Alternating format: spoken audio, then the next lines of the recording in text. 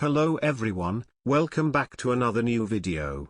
Today I will show you another brilliant chess puzzle where white allows black to capture a rook with check in order to gain important time on attacking the enemy king. In the following position, both sides are trying their best to attack and checkmate their enemy's exposed king, and the white king has just been put under check by black's knight. The only sensible move for white to get out of check is by capturing black's bishop on b2. Black in return gets to bring his rook into the attack with rook to g2 check. Now if white plays king to c1, black can force a draw with knight takes a2 check, and white cannot escape perpetual check.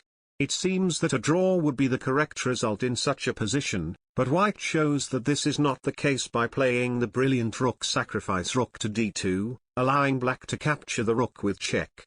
After king to c1, it turns out that because black's rook is under attack by white's king, he can no longer draw with knight takes a2 check, and if black plays rook takes d3, white will begin his own attack with bishop to f6 check followed by rook to g1 check, after which it is mate in a few moves.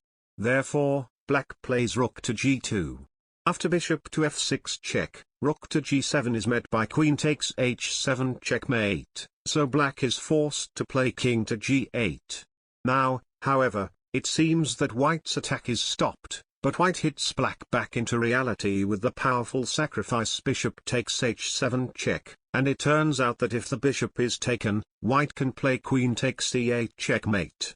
After black is forced to play king to f8, white still needs to be accurate as queen to h6 check would be met by king to f7, and even though white can win black's queen, after rook to e2 white cannot prevent black from making a perpetual check with the rook and knight.